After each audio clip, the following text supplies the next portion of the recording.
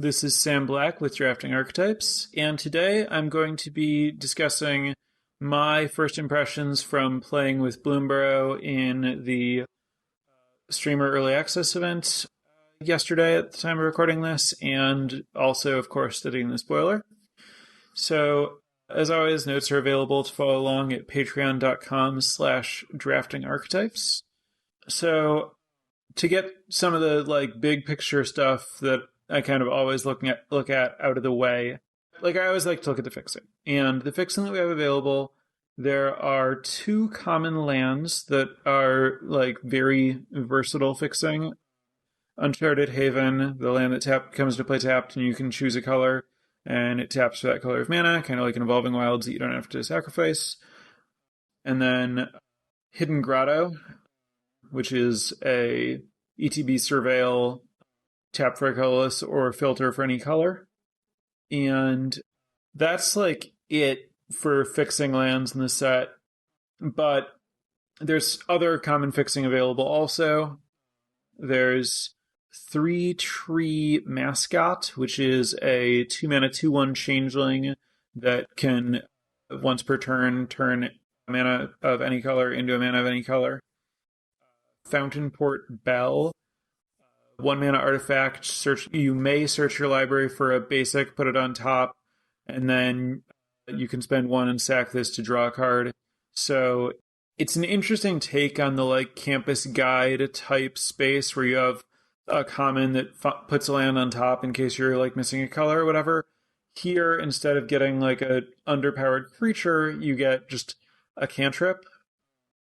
Since this set has cards that care about graveyard count as well as cards that care about casting non-creatures, Fountainport Bell has some synergies beyond being able to find a land, so it's kind of nice to play even in a 2-color deck where you can treat it like a draw smoothing cantrip, where in the early game sometimes you'll want to just find a land of one of your 2 colors and sometimes you won't. This is the kind of card where people are like, do you cut a land for this? What portion of a land do you count it as? And I have personally felt pretty safe basically just replacing lands with Fountainport Bells, because if you have a hand that is 1 land, 1 Fountainport Bell, it's not exactly as good as 2 lands because it is costing a draw step in terms of finding another land, so you're guaranteed to hit your second, but you're less likely to hit your third than you would be if you just had 2 regular lands. But you do get the redraw off sacrificing it, so it's not really costing you very much. I'm pretty comfortable just treating it as land personally. And then those are the colorless fixing options at common. There's also Patchwork Banner at uncommon, which is a 3-mana manolith, so an artifact that taps for a mana of any color, except it also, when it enters, you choose a creature type, and all of your creatures of that type get +1/+1, which is huge in this set. You're very likely to be pursuing a kindred theme where most of your creatures are going to be a particular type, and so this pumps half your team or so, and also fixes your mana.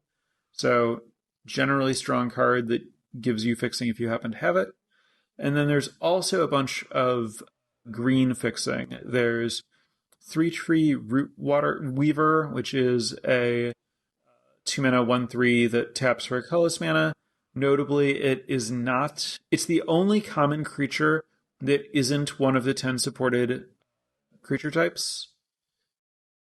And Heaped Harvest is a 3-mana food that searches your library for a basic land and puts it into play tapped when it enters or becomes sacrificed, which is just a pretty good card in terms of what you're getting out of it. You're getting 2 lands onto the battlefield and potentially 3 life for 5 mana. But if you have a thing that sacrifices the food without needing to put mana into it, most commonly that's going to be Forage, then you have basically an improved Cultivate in that both lands went to the battlefield rather than to your hand, and also you got to pay for a forage.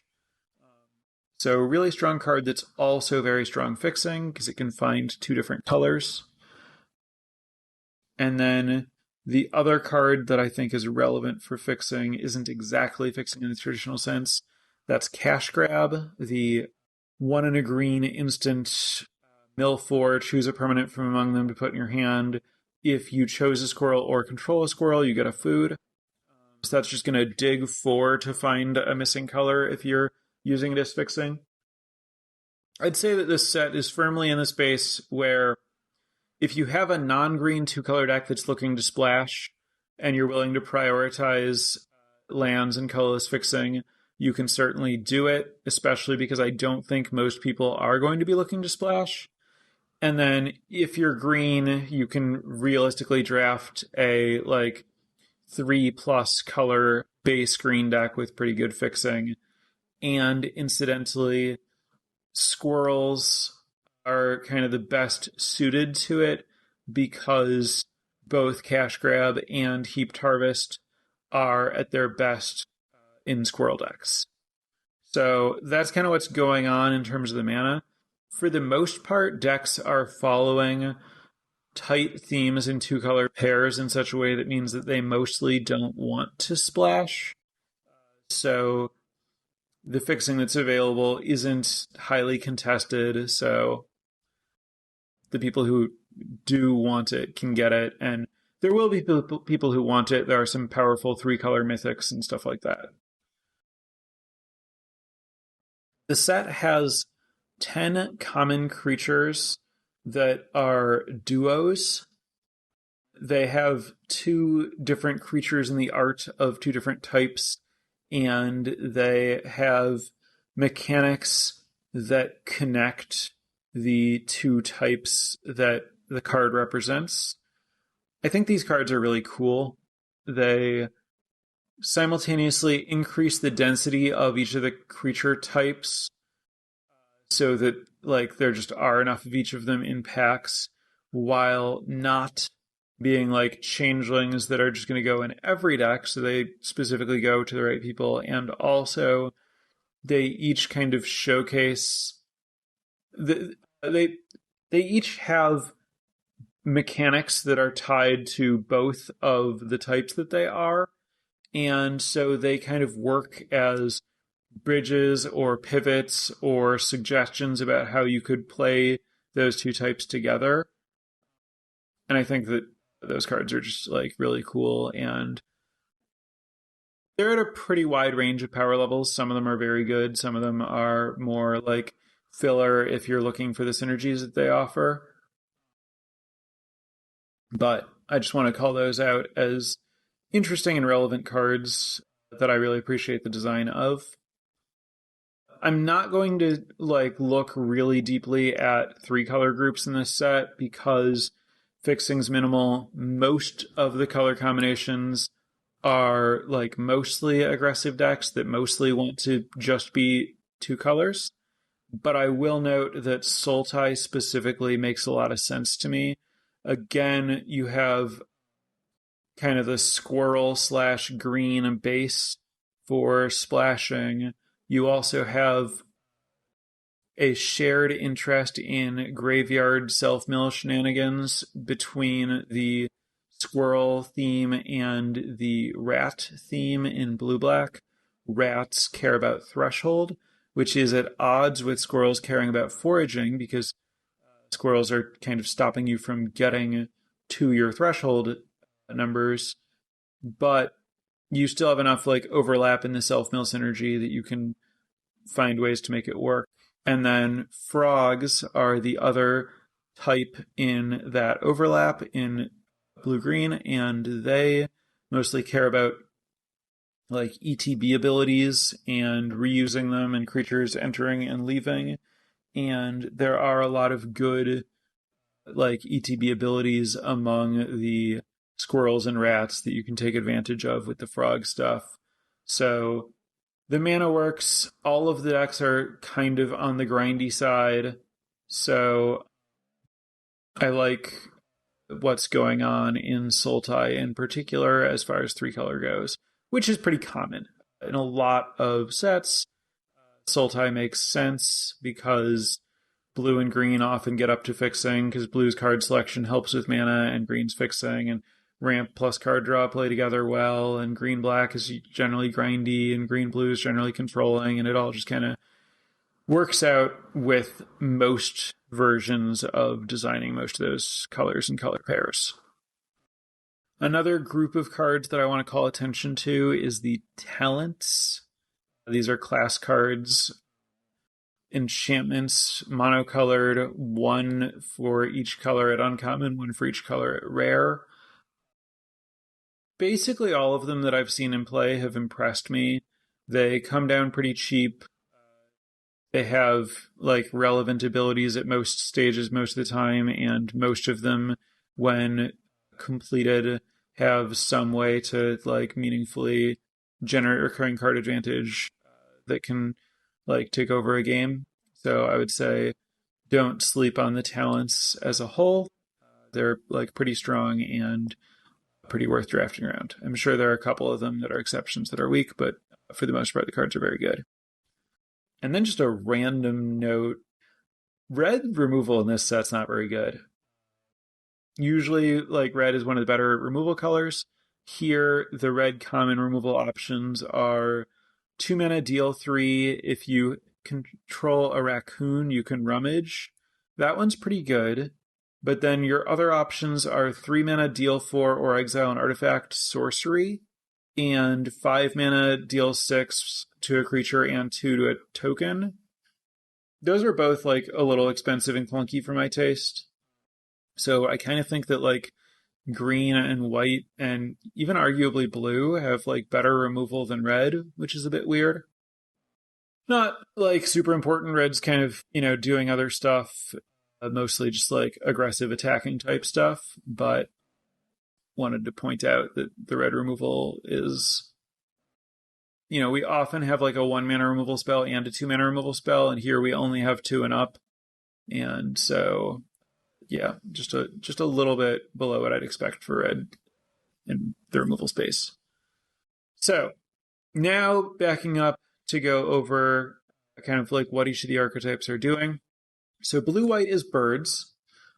I counted the number of creatures in each type, in each color combination, at each rarity, because I felt some of the creatures there were more of than others, and so it kind of informed can you expect to have a whole deck that's just these, or are you going to be half or primarily this, but have to have a significant number of cards that aren't that type? The creature types range from 4 to 7 commons. So there are only 4 common otters. That's the least common type, while there are 7 lizards, 7 frogs, and 6+1 rabbits, in that there's carrot cake, a food that makes rabbits. And every color combination also has 1 non-creature that references its relevant creature type. So birds, for example, has Dazzling Denial, which is a 2 mana counter spell that counters unless they pay 2, or 4 if you control a bird. So 5 common birds is on the low end, and the theme for birds is flyers plus non-flyers. And of course, all of the birds that aren't changelings have flying.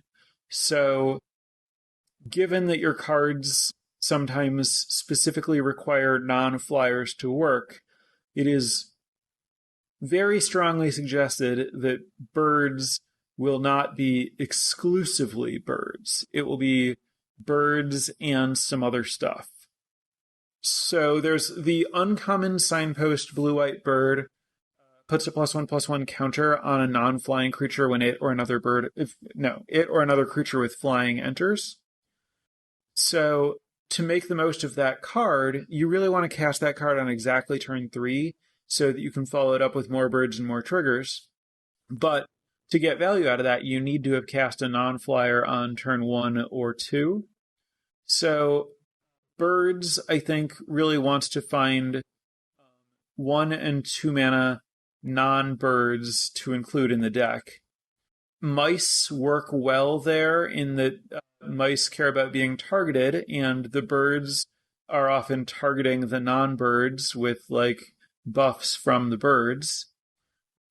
But I also think that it doesn't really matter all that much what your non-bird creatures are. It just kind of matters that you have some for your birds to be like buffing. So my primary takeaway from the time that I drafted birds was you really want to be looking for like cheap stuff to get you started before your top end birds. Also, because you're looking to round out your deck with non-birds, you're going to play other stuff.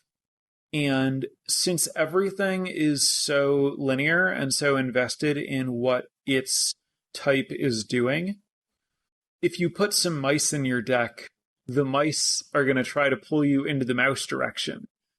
They're going to want synergies that exist in red, which is going to be awkward for your blue-white deck. So you kind of have to decide, like, are you going to be 3-color to support whatever base color you go, or like whatever base type you go for your non-birds? Or are you just going to stick to 2-color and not go very deep into your support type for your birds? So birds struck me as a little bit tricky to draft just because you can't quite be as all-in as you can with the other types. Like, the other types, you might not see enough rats to only play rats, but you're not like actively looking for non-rats to make your non-rats work the way that you are with birds. Blue-black is rats. There are 6 rats at common, pretty normal number. But the common rats mostly don't strike me as very strong, but they do help with synergies on the higher rarity rats.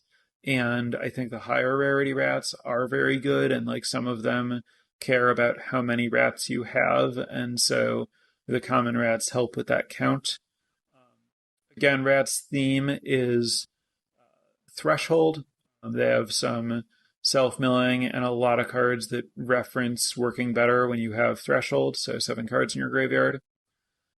They play well with removal spells, card draw and or removal that mills you. I think it's generally pretty easy to get threshold on at some point in the game, not necessarily super fast. And rats have like some really, really, really good uncommons and rares, and I would not want to get into rats based on their commons. Red-green is raccoons. Only 5 common raccoons, so toward the lower end. Also, notably, 2 of the raccoon rares and 1 of the uncommons cost green, and this is with casting costs like just GG or 1 GG, which means that like if you have those things, you'll want to significantly bias toward like base green, like more forests than mountains. And given that you're probably only drafting any of these if like a higher rarity card's put you into it, or, you know, if you're the only person in raccoons and someone opens one of those rares or uncommons, it's more likely that it's going to get past you. I think like a decent portion of raccoon decks will end up caring about that like green casting cost. That's not really a factor in other tribes or other types. So just something a little bit weird there. Also, so the thing that raccoons care about is expending or something. They care about using 4 and 8 mana in a turn. But they don't have a lot of like mana sinks. Like, there are a bunch of raccoons that give you mana, and even more raccoons that care about whether you have expended. But there's like in order to expend, you need to spend mana on something, and the raccoons mostly are not directly giving you that thing to spend mana on. So I think you want to be cognizant of looking for mana sinks in your raccoon deck. I was thinking that you'd want like equipment and food and stuff like that, but that's not the case. So you have to actually have spells. Raccoons are not enabling that super well. There is like a tormenting voice type effect that can help you keep having stuff to cast, but I would say that you want to be careful, like have a plan for how you're going to keep casting stuff. Maybe raccoons want to, like, maybe Teamer is a thing where you have like raccoons and otters, and then you have like a bunch of like card draw spells to like trigger your otters and trigger your expend and stuff. But that's just my concern with raccoons is you want to have a plan to keep up your card flow, I think, if you have like a lot of expend triggers. Green white is rabbits. There are a relatively large number of rabbit cards, as I mentioned, and their theme is like tokens and go wide. Really pretty straightforward. They have a variety of effects that like pump all their creatures and make more creatures, and I think that there's a 2-mana 2/2 that you can spend 4 mana to give all your creatures +1/+1. I suspect that card's very good. There was a card that had an effect like that, except it also gave vigilance in AFR, Adventures in the Forgotten Realms, and the like pump your team ability really overperformed there. And then like with rabbits, you're going to be wider than you were in most decks that could use that. And like I just think that at some point you're likely to be able to hit the 8 mana point where you can double activate that, and that's usually very significant. So I would keep an eye on that particular common. White-black is bats. Like with birds, there are only 5 common bats. So another one that's like on the low end. The theme here is gaining and losing life. There are some non-bats that support that very well. Like, for example, the 2-mana black lizard that your opponent loses life and you gain life when it attacks.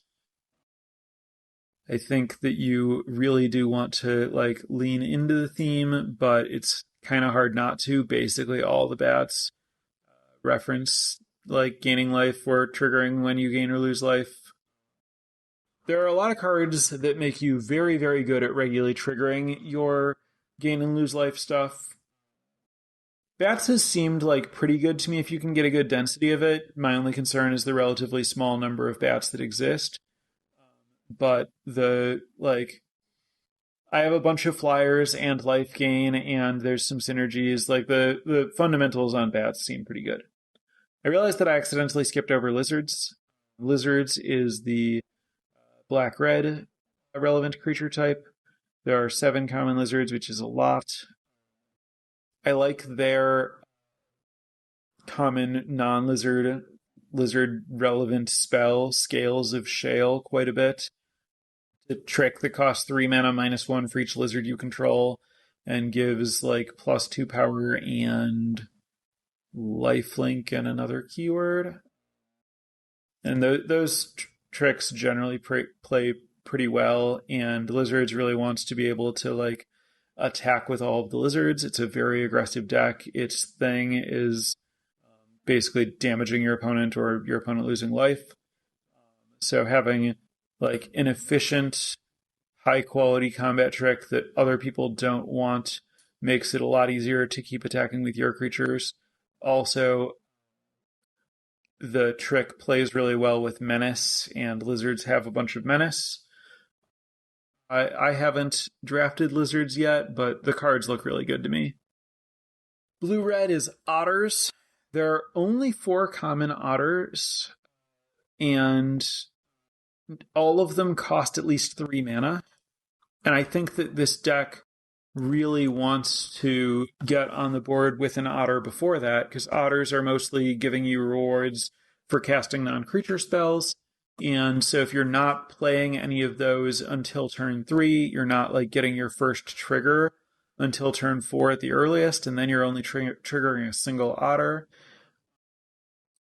So I feel like it's pretty important to get some of the higher rarity otter cards so that you have otters that cost less mana. Overall, like otters they seem very fun to me, but a little hard to get together just because there are so few actual otters, and you need like a good mix of like those otters and the cards that reward you for them, and you kind of need to draw them in the right order because you have to cast your otters before you cast your non-otters. But you also like, if your deck ends up being like expensive otters and cheap non-otters, then there's like a bit of a push to use your mana and like cast your non-creature spells before your otters are in play to benefit from them. So I kind of wish there had been like a 2-mana common otter to support this thing a little bit more. So I don't know. I played against otters some in the early access, and it mostly, I think, like wasn't as scary as a lot of the other decks. So too soon for me to say, but I have the most skepticism about otters. Squirrels, I like a lot. There are 5 common squirrels plus cash grab, so slight light side, I suppose. But Barkform Harvester is a common changeling that I think Squirrels wants a lot more than the other types do. So, like, to some extent, both common changelings are like more Squirrel than other things, just because the Squirrel deck's like the one that fixes. I think Squirrel is the most likely base that's going to want to be splashing, and then Barkform Harvester is the 3-mana 2/3 reach changeling that you can spend 2 to put a card from your graveyard on the bottom of your library, which works best if you're aggressively milling yourself. Specifically, I think Barkform Harvester is really good if you have a lot of cash grabs, because that's a quick way to empty your library so that you can start doing the like full recursion thing.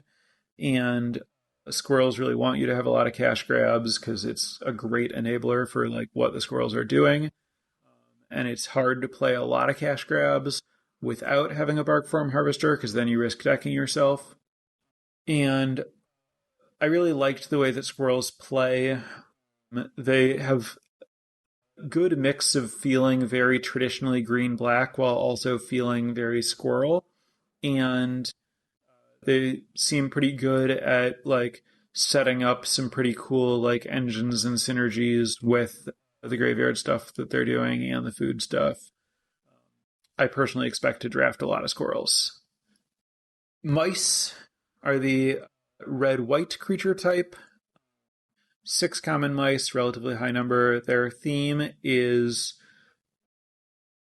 Valiant/targeting. So every mouse either cares about being targeted or has a way to target other creatures.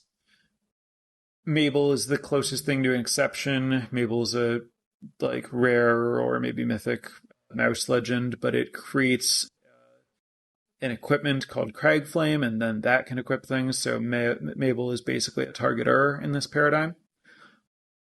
I think this deck can be like very strong and snowbally, but because you're like A plus B, where like half of your stuff is targeters and half of your stuff is things to be targeted, a deck with a good amount of disruption can potentially strand you on all A's or all B's. So either all things that target or all things that pay you for targeting, and then you're not really getting anything out of your synergies. I do think mice are pretty well supported, pretty strong, pretty aggressive, but I do think that if I'm playing against mice, I will feel best if my deck has a lot of removal so that I can try to break up those synergies. Blue-green is frogs. There are actually a large number of frogs, which I was a little bit surprised by. 7 commons, although a few of them I don't really like. And their theme is like bouncing, flickering, leaving, entering, just like ETBs and stuff that cares about these things moving between zones or coming into play again or whatever. I think that's pretty cute. They managed to like tie in like bouncing to be like, evocative of frogs jumping. It's not strictly all bouncing. It doesn't always involve going to your hand. There's a good amount of like flickering instead, but I feel like I get the joke they were making, and it's satisfying. I think this archetype's really cool and fun to play with. Like, it's just very fun to reuse ETB abilities and get extra value out of all your cards. Has a bit of the mouse situation where it's a lot of, A plus B combos where you want your stuff that like does something when you enter and stuff that lets you do it again. But in a way that's a little bit more resilient to removal just because you're getting a lot of like ETB value. So like, if they kill your thing that gave you an ETB ability, then like whatever. I think that the good, cheap ETB frogs are really important. Just like they're the stuff that you need to make everything else work. In particular, Sunshower Druid, the green O2 that puts a +1/+1 counter on a creature, and you gain a life when it enters, and Pond Prophet, the 1/1 that draws a card when it enters. I think you need to prioritize both of those very, very highly to just make sure that your other synergies are like working smoothly. I want to play frogs as like a really grindy deck to get the most out of their thing, but I think that it's possible that they want to be more like tempo based, and there are some frogs that point you in that direction. And that is basically what I have. That's what each of the pairs are doing and kind of the big picture stuff. I have only gotten to draft some of these, so not a ton of experience, of course. This is, my first time talking about Bloomburrow. Fortunately, this is after playing it enough that I feel like pretty familiar with the cards and play patterns, but I haven't personally drafted all of them yet.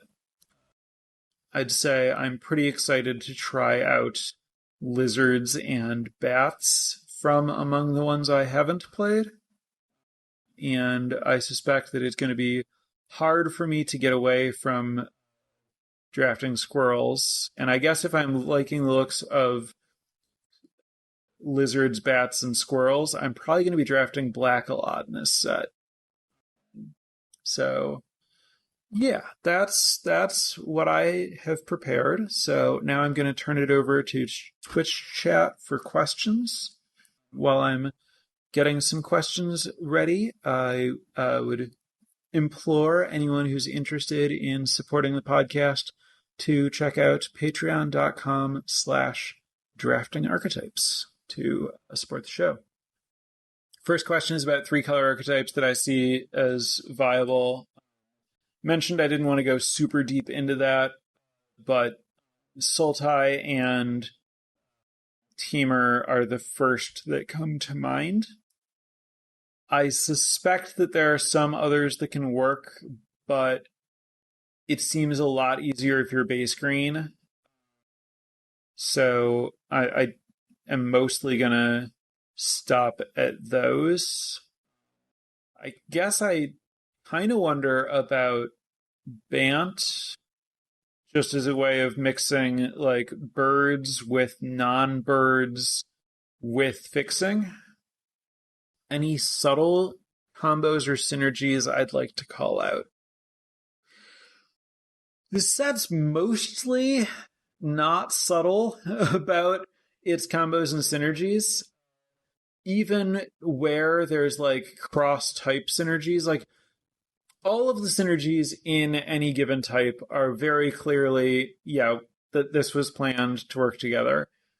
And then most of the ones that are like cross type are still pretty loud, like the lizard that drains your opponent for 1 when it attacks being a good card for bats isn't subtle, right? Like it says gain life, bats say whenever you gain life. And like the frog stuff works with ETBs. There are ETBs among non-frogs. There's the raccoon that taps 2 mana 2/2, tap to give target creature haste until end of turn, use only as a sorcery. That card is not a mouse, but it does let you target something every turn, and it's a red creature. Like, I kind of suspect that raccoon is better in the mouse deck than it is in the raccoon's deck, possibly by quite a bit. So, like, those are some synergies to be aware of, but I mostly think of them as, like, pretty loud. Question about how good is the removal. I mentioned that the removal in red seems pretty bad. Removal in black has felt pretty strong. White's removal is pretty good. Banishing Light at common is like a very significant removal spell.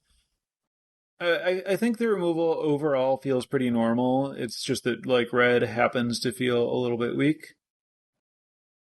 How did it feel to ignore the kindred synergies and drive across lanes, so to speak? I tried to draft like an Esper control deck that ended up kind of like leaning into Bandit class, the black class that cares about your opponent not having cards in their hand. And it felt pretty weak. It felt like I'm just giving up so much power in what the set's like offering by declining creature synergies. I ended up like kind of backdooring into rats because it's like, well, I need to have some way to win. And I guess I'll play some rats because I'm playing a long game, so my graveyard's going to be full. In general, I do think that a vast majority of the time it's going to be better to like really plan around a creature type, and you might be able to play a controlling version of it. Like rats and squirrels play very good like control games, but I don't feel for the most part like I want to be spell forward in a way that ignores the creature types. I think that this set is definitely and very much actually a like kindred set, and like doing the creature type stuff matters in a way that feels pretty unavoidable. But to answer the question about whether control decks seem viable, yes, they just involve building engines that are in line with what the creature types are looking to have you do. Do I think the set has an abnormally high amount of combat tricks? I think that most sets have several. I don't think that I would be surprised if this set had more than others, because I'm basically under the impression that most sets pretty strongly follow a skeleton about like how many tricks and removal spells and creatures at various costs and stuff there are. So a set would only feel like it has an abnormally high number of combat tricks if the combat tricks are better, or like more of them end up in decks because there's some specific deck that wants to play them, such as like mice in this set. What kind of advice would I give a newbie diving into that kind of format? I'm assuming just into this format. I would say, actually, this is something I should have talked about earlier. I think that the density of whatever you're trying to do is almost always going to be a little bit lower than you want it to be. Like, there will be packs that don't have any of the thing that you're doing, and those packs will often offer you a strong card that's doing a different thing. And I think that it's very hard to stay focused in this set, but I think that it really rewards you for doing so. And that suggests kind of a blinders on approach, but you're so rewarded for being in the open lane because you want to be so focused that I think there's some value in drafting in a way where you kind of straddle a few archetypes and then choose one to lean into rather than trying to hybridize the two. This is something that I personally believe that I'm bad at, and that I think that I will have to consciously practice in this set, because I do feel like a large portion of the time you really want your final deck to be settled in an open lane more than to be just like hybrid of various like strong cards that you saw in the draft, because the synergies are so real. The creatures seem small generally. How does that affect the gameplay or strategies? It means that, like, synergies are a little bit more significant because the individual cards are less likely to win on their own. I mentioned that the only common creature that isn't any of the types is the creature that taps for mana of any color. There are a bunch of uncommon creatures that aren't any of the types. I wrote the whole list in the notes. They're all like pretty powerful. A lot of them are big. Those are all kind of, I think, intentionally strong enough that you can kind of put them in any deck that can cast them and they'll be fine. And so that means that the decks will have like a little bit more in the way of big stuff, just because you can like play some of those like good uncommon big stuff creatures that will make it a little bit less just all small creatures or whatever. And any standout removal spells that I saw, I think that like Banishing Light is a strong removal spell. The like all of the creature type based removal spells like Sonar Strike and Polywallop are good if you are like in that type. I think that the blue like Griptide variant or whatever, or put a creature on top of its owner's library, it costs less if the creature is like attacking, blocking, or tapped, is pretty good.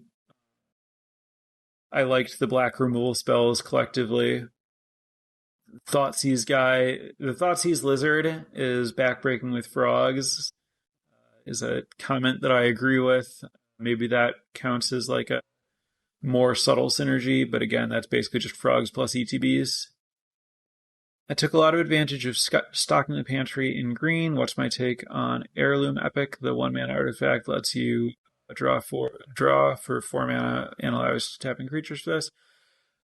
I didn't see it in play a lot, but I did see it in play once in like a frog deck, and my opponent had like a bunch of like 0-2s and 1-1s because of like the frogs that enter and then don't really do anything, and it looked pretty great there.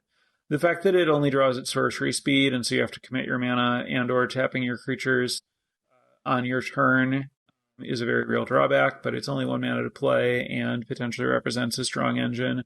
I think it's like pretty good in the decks that are likely to have a lot of 1-1s, especially if you like build them to be a bit more controlling. I think that it's like a lot of the card advantage tools that are available. You have to like be in the right space to take advantage of it, but then it's very strong. I saw in the VOD you disagreed with LR about when it makes sense to gift, with you seeming to be willing to gift a lot more often. Is that something that depends on the archetype? What I was disagreeing with was a claim that gifting would be done 20% of the time in general. I just think that like both different cards are going to differently incentivize gifting, such that like rounding to how often gifts are paid in aggregate just sounds like a silly thing to try to do to me. And also, I think that it's very easy to evaluate gifts as the thing that I'm giving doesn't sound good relative to what I'm getting in a vacuum, but in context, I think that what you're getting often looks better than it sounds. Like, I saw a discussion about the like deal 2 damage to all creatures, and then you can like gift a card to deal 1 extra damage somewhere. And it's like, well, why would I want to do that? Like, that's such a small portion of the damage that I'm dealing. obviously, like giving a whole card to do an extra damage isn't something I'm going to want to do. But as soon as you're playing a game and there's a single 3 toughness creature that you care about, it's like, yeah, obviously I would rather kill this creature and give them a card. And I think that that's just how a lot of the gift cards work is it kind of doesn't sound good to give your opponent a resource, but once you're actually playing it and you're like, oh, I'm getting this thing that affects the board right now to give them this thing that doesn't really matter immediately, and actually I do care about the board right now, the gifts start to look a lot better than they kind of sound in theory. Did I get a sense of any paper beats rock hierarchy between the archetypes? Not a lot. I mean, I think that it's more going to come down to exact cards and builds. This is something that I say whenever people ask about this between different archetypes. To some extent, it's like I think mice are relatively weak against removal, while like rabbits are probably relatively strong against removal. So if like rats are relatively likely to have a relatively large amount of removal, then they would naturally be better against mice than they would be against rabbits. But I think all of that stuff is like very soft. I'd mentioned the duos had varying power levels. Which ones do I feel have higher card power while having the ability to stay open? I think that like the Squirrel Raccoon that makes a food and gets +1/+1 when you expend is like a really good card. Just like a 2/2 and a food is a really good baseline, even ignoring the fact that it can get bigger, especially if you have like things that are actively looking for the food. Similarly, I think that like the bird bat that gains life whenever a creature enters and is a 2-mana 1/2 flyer is really strong, both just like a good baseline and an extremely good enabler for the bat synergies in particular. I think for the most part, like the cheaper duos seem a lot better than the more expensive duos. How do we build a 5-color bread deck here? So 5-color just following essentials. Doesn't sound good to me. Yeah, no. This set is about the synergies that it's about. I think that knowing myself, I might loosely try to fight that at some point, but I am not optimistic about it. I think that, this set really is most comparable to something like Lorwyn, where the creature types like really matter. I do like the way that this set is constructed in particular. I like the play patterns around the creatures. I think Lorwyn had some amount of that, but they feel kind of like more clearly defined and more distinct to me in this set than they did in Lorwyn, which honestly is a little bit impressive given that like Lorwyn is pre New World Order, which is to say that Lorwyn is at a time when it was more permitted in design for creatures to have like more activated abilities and stuff. But I think my first impression is that like the kind of like big picture, like, vision level design for this set, I think came up with kind of like more cohesive and generally just cooler decks and synergies than Lorwyn had. Do I have a sense of which bombs I should be looking for to pull me into a type in a sealed pool? No. I'm not going to try to like analyze here the top end rares or mythics in case someone happens to open one that I happen to think of mentioning in sealed. I just don't think it's a good use of time. If you're looking for like a detailed breakdown of rares, a lot of other content creators do set reviews that are card by card, and it's just out of scope for my focus. Anyway, yeah, I think that's going to wrap it up for today. So thanks for listening, everyone. Next week is going to be weird for me. I'm going to Gen Con and I'm leaving early Wednesday, and the set doesn't come out until Tuesday. So I think I might not record next week because I can't really find a reasonable way to fit it into a schedule. So apologies for that, just the way that my timing works. It's obviously better to get episodes out early in a set, but I just don't think that my schedule really allows it in a coherent way. I think it's better to focus on playing on Tuesday. And yeah, so a rare week off for the podcast because of Gen Con, and then I'll be back the following week getting into Archetypes. So I will be back into podcast feeds again in just under 2 weeks. So enjoy the set, and I'll see you then. Bye for now, everyone. Prepare for light speed.